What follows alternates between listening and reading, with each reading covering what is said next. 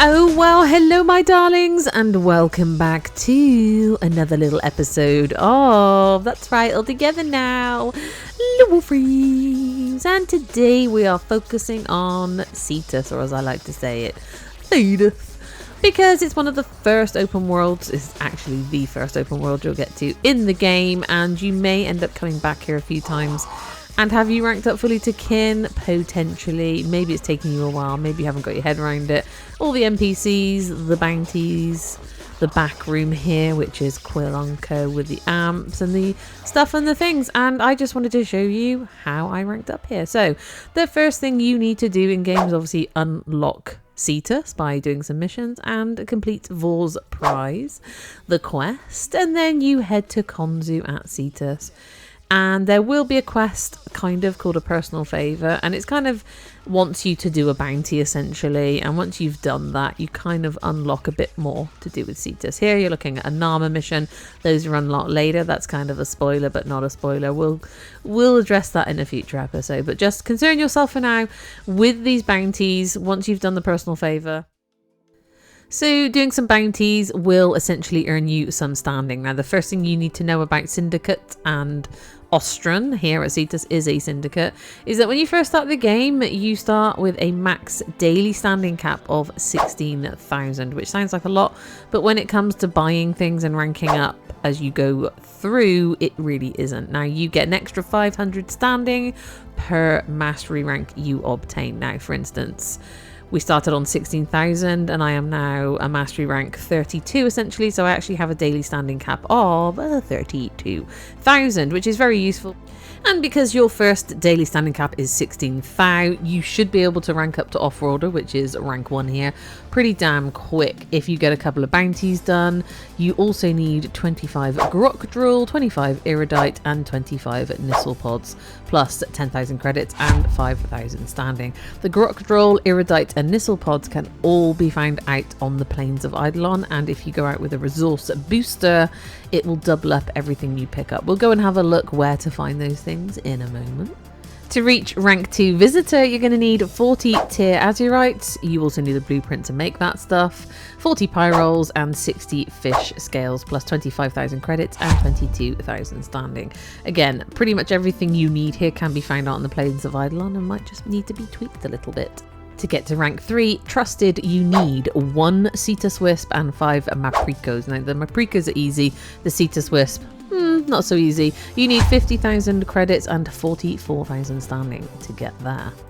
And to rank 4, Sura, you need 10 Mapriko, 40 Firstil alloys, another blueprint needed for that, 5 Mercury livers, 100,000 credits and 70,000 standing.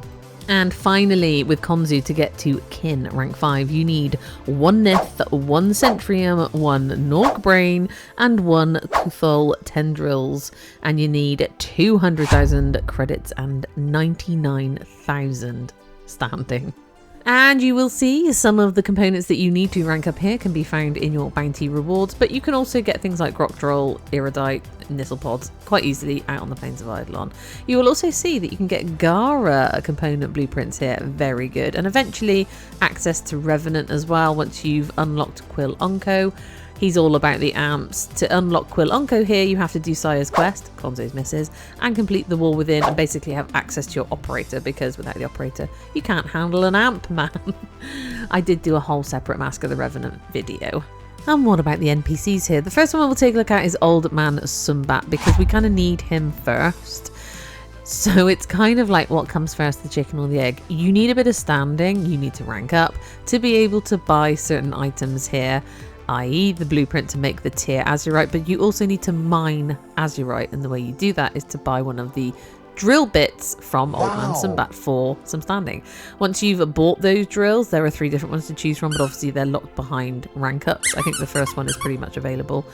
You go out onto the plains of Eidolon and you start drilling for gems, and hopefully you'll pick up some azurite. Once you've got it, you can trade the gems in for standing, or you can just do some bounties, but you're going to need standing to buy that blueprint for the tier azurite. Then you'll go back to your foundry make sure you've got enough azurite, build the tear azurite, and then you'll be able to rank up here. And the same with the first steel alloy, and you'll need the other blueprints to create things and make things, like the Gara blueprints, for example. Maybe the Zor blueprints, who knows? There's all sorts of things you need this stuff for, but you gotta start at the beginning and work your way up. So get yourself the drill bit, the very first one you can get, stick it on your gear wheel, and we'll go mining in a moment. But we'll also have a look at the fish, because it's kind of the same idea. You can trade your fish in for parts, which again you will need, much like the tear azurite and the first steel alloy. Or you can trade them in for standing. It just depends. I sort of juggled a bit of both, depending on whether I had a resource booster or not, because when you have a resource booster, you double up your fishing rewards, your mining rewards, everything. And here you can see I'm just replacing my Sunpoint plasma drill. Don't worry about that, you get that from Fortuna, but when you first start the game you'll just want the no-sam cutter drill. I've actually got the advanced one because I've got access to it, but as you can see I had 2 no-sam cutters from my original playthrough in this one. Just get the drill you can get, equip it and go and do some drilling. You will be able to upgrade it as you progress. So once you've got your drill equipped on your gear wheel, head out, I recommend solo, onto the plains of Eidolon, because host migration is irritating when you're grinding for stuff. And once you've equipped the drill, it should start beeping at you. Head towards the blue or red seams in the rock, point at these flashing lights and press trigger like with a gun and try to get the light into the reticle if you so wish. The reticle just improves your chance of a rarer drop, I believe. I don't know if it boosts up the drop as well. Resource boosters will also boost up what you get. I personally, when I'm in a hurry, I don't bother aiming with the reticle. I literally will shoot and point and then twitch the controller direction away from that flashing light, and it just speeds up the whole thing. And I end up getting exactly what I want anyway. And here I'm just showing you Iradite. It's like a little red alien egg. You usually pick up 1 or 2. With a resource booster, everything's doubled. As you can see, that was 3. So I'm showing you on the map there are certain areas where you will get Iradite aplenty. And if that's a boosted Iradite, you'll get 6, not 3 a time. So you don't just pick up 1 or 2. You do in the safer areas. Because this is near a base, you will pick up more. And Grokdrul are these sort of yellow beigey canisters of something juicy that you will find inside bases. There's usually plenty of Grokdrul around, as long as you're brave enough to head towards the bases. Get in there, smash it up. And again, you might get it as a reward from bounty, who knows? And of course, be aware there is a wiki page that will tell you exactly where you need to find everything. For Nistlepods, I head north to Mount Nang region, and they're these kind of yellow roundy flower things. They're kind of ugly weeds. Smash them up, and there are plenty of those to be had, and that's for without a resource booster. So let's head back to the Fisher lady, Fisher Hai-Luk. Very much like old Man Sumbaat, you need to buy a piece of equipment from her. In this case, it's a fishing rod. There are 3 different ones to get from here. There are others on other open worlds, but we'll stick with these. So 500 standing for a Lanzo fishing spear. That'll get you started. They basically catch different types of fish. There's different types of bait here. There's luminous dye, which you shove in the water and it makes the fish glow so you can see them. There's a pheromone. I think that's locked behind ranking up here. That slows them down, and obviously the bait does attract specific fish, and it will tell you vaguely where to go on the plains of Eidolon, which water bodies to go and hunt in and what time of day. There is also a wiki page, like I said, and she gives you the option to buy things as well, to buy components. These will help you build things and rank up, but you can also, any fish you catch, you can provide them, and that will give you standing. Or you can get her to cut them up for you, or a bit of both. And when you cut those fish, you'll get components from those fish, and you will need those components, like I said, to rank up or build other things. One thing to note about companions, if you can get hold of the Oxylus, I think this comes with the Oxylus, there is a mod called Scan Aquatic Lifeforms. And this basically does what the luminous dye does if you equip it. Anytime you get near a body of water, it'll tell you the fishy hotspots, where to go and fish on the map. Super useful, and it'll also make them glow up for you so you don't have to spend your standing on luminous dye eventually. And you know, if I'm farming, you know, specifically, unless I'm in a friendly squad, I go out solo because, you know, host migration is a bitch. And, you know, just equip whichever spear you've got on your wheel. If you've got more than one spear, there is a sub menu in the bottom right there. That also allows you to choose different types of bait, depending on what you're looking for, and the luminous dye and the pheromona. The pheromona slows them down. I don't need to use the luminous dye because my Oxylus and my Scan Aquatic Lifeform mod is glowing up those fish for me. And, you know, for me, it's trial and error. There is a wiki page. I'm not going to tell you exactly where to go and get every single fish, to get every single component for every single thing you need. There are quite a few, and it will tell you on the bait specifically what type of pond to go to, night or day, etc, etc, and you can throw the bait in and hope for the best. But just fly around, and like, it's trial and error for me. I'm not going to tell you everything, otherwise we will be here all day. But if you have a resource booster, you will double up your fishies.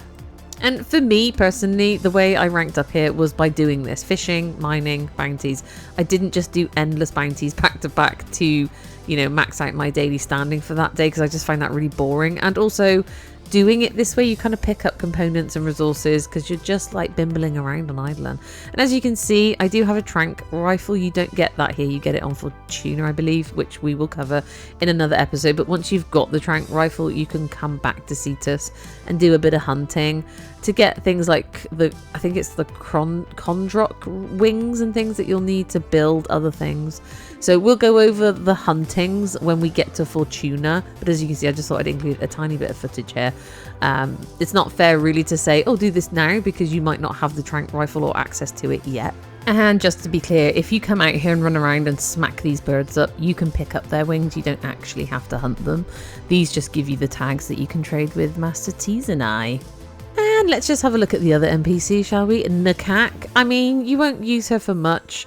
You'll come to speak to her when you want to trigger the Mask of the Revenant quest, because you'll buy the Revenant mask from her here.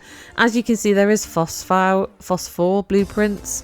This basically, if you build it and equip it on your gear wheel, it expands the affinity range within a squad. Kind of useful. And also she sells some floofs. And when there are special events like the Dog Days event, which is basically like a water pistol fight event, I won't ruin it for you, it's super fun. You'll earn rewards with her, and you can come and trade her pearls in for stuff. And same with the Ghoulsaw event, and obviously, yeah, the Mask of the Revenant. And if we quickly head to Master Teasonai, I don't spend a huge amount of time with Master Teasonai, but he deals with the animals on Cetus, so obviously you can trade tags with him, and you can buy lures from him to go hunting. And then you can buy these bonded mods from him, which are very important for your companions. Please come and check them out. I'm not going to go over every single one with you because we, again, will be here all day. But this is where you'll find them. I mean, they're only a mere 20,000 standing, but they are tradable, so you can buy them for plat from other players. But most importantly, he sells more floofs. And who doesn't want a delightful floof? And you can just trade in tags and whatnot to pick up these beautiful floofs. And then you can place them in your orbiter and, I don't know, cuddle up to them at night or something. And then the main event for me really is Hawk with his Zaws. Now, one of my main melee weapons, one of my favourites, is a Zaw. So a Zaw is made up of 3 components: a link, a grip, and a strike. And you earn, I think, affinity on the strike potentially. There are multiple combinations. You can combine any link, grip, and strike with any other link, grip, and strike. It's up to you to fiddle around with them. Obviously, there will be wiki recommended builds, and you can get ribbons for them, the strikes. And I've had a ball with my Bala. So you buy the blueprint. Obviously, you then, as you can see, there are more components to gather to then build those individual blueprints in your foundries. And then you can bring those 3 built blueprints, the strike, the grip, and the link, back to Hawk, and he'll build you a Zaw melee weapon. That's right. You then go away, you rank that Zaw melee weapon up to 30. And then once you've ranked it up to 30, you can bring it back to Hawk and he will gild it for you for a price. And gilding just means you can then make it pretty, and you can also name it yourself. And I should just mention, for a price, he does sell arcane specifically for Zaw melee weapons. So in a Zaw, you can have a melee arcane once you unlock the Steel Path and arcane adapters, and you can also have your Zaw arcane. Isn't that awesome? Oh, they're so much fun. I highly recommend coming to Cetus and investigating. But of course, this all takes standing, and this all takes a bit of patience to work your way up and unlock specific things. Like obviously I've unlocked everything that you see on the screen right now. Some of these will be rank locked here at Cetus for you until you work on it. And it's worth mentioning here the Tusk thumpers that spawn randomly on the plains of Eidolon in kind of specific places in the daytime. There's a Tusk thumper bull and a Tusk thumper doma. There is an armor version, but don't worry about that yet. When they spawn in, you've got to shoot the armor off their legs to expose these little green stripes, and you've just got to shoot those green stripy areas until they explode. There's 4 of them. They'll just keep jumping around and being irritating, but once you've taken them down, they will drop a ton of resources, and if you take Necros's Desecrate, it will double them up. So there you go. I was kind of like trying to show what I kind of focused on to rank up my standing each day, and obviously ranking up your MR does help increase that, but you can get burnt out trying to max out your daily standing cap. So I recommend once you've unlocked Fortuna and places like that to do sort of like a round robin so you don't get too bored, unless you're of a mind to do the grindings for the day. Oh, there's an Eidolon over there. Because we are out on the plains of Eidolon at night, because I just wanted to show you the last thing, which is a Cetus Wisp. You can only get these at the beginning when you're new to the game, out on the plains of Eidolon, around bodies of water, you know, the shoreline, at night time. You can eventually buy them off Quill Onco once you've unlocked all that, and they do occasionally drop from bounty rewards, so it's worthwhile keeping an eye out on the bounty rewards and going and focusing on those as well. But we're out here just looking for a Cetus Wisp. If you have a resource booster, you will pick up 2. I think the max that can spawn in is like 3 or 4, maybe, possibly. I might have that wrong. I don't know if you go back in and come back out whether it resets that spawn rate for your nighttime journeys out on the plain of Eidolon. But just be patient. I was in my Archwing and then I realised you might not have an Archwing at the beginning of the game, so I sort of went on foot. You can still find them, it just takes a bit longer to sort of get your eye in and see it, if you get what I mean. But just go around all the ponds and the lakes patiently, gently, surreptitiously, because if you come up on it too quickly and you don't capture it first, and there's one right there just to the right of our reticle floating around, they'll fly away. They'll fly up into the sky before you can capture them. So just getting your eye in on something twinkly. And also, it does show up on a loot radar, I realised when I did this. Before I capture it, there's like a little square reticle on my loot radar. And when I captured it, it had gone. So there you go. That's a Cetus Wisp. But they are very hard to see visually in the game. But once you've got your eye in for this weird little floaty thing, this wispy thing around the edges of the water, I'm sure you won't miss them, right? And I believe if you were in a squad and someone found it, they would be able to mark it up for you. I think it would show up for you as well. So there you go.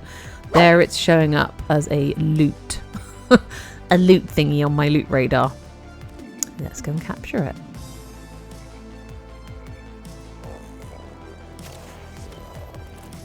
And as you can see, that was no stress at all. I just went up very gently. I crept up on it. If I'd have like completely screwed that up, it would have disappeared. And there you go. The loot has disappeared from the map. And as you can see, we are around a body of water. So just maybe waypoint those little ponds and have a little delicate look around the edges of them. They will spawn in. They should do if you are patient enough. I understand how hard it is, I get it, but you'll get there eventually. And things like the Norg brain and the Cuthol tendrils, which are the higher rank for kin, and the Centrium and the Nyth, those are rare gems, the Centrium and Nyth, but you will get them out here if you're just patient enough to go mining. And the Cuthol tendrils and the Norg brain are specific bait-driven fishies. I think they can only be caught at night, and there are particular hotspots. Again, Wiki will tell you. People will recommend where to go and find them, and it just takes a bit of patience, you know. Anyway, there you go, guys. That is our little teeny tiny look, there's a Cetus Wisp, at how I ranked up on the plains of Eidolon and Cetus, and I still need to rank up in certain areas in the game, so I'm going to take you through those as well if you've got the patience to watch and if you're interested. And I'm going to say thank you so much for watching this teeny tiny episode. I hope it helps you in some way. If it doesn't, I just hope it entertains you in some way. In the meantime, thank you for being here. I really do hope to see you again in the next one, no matter what that may be. But you take care now, and goodbye.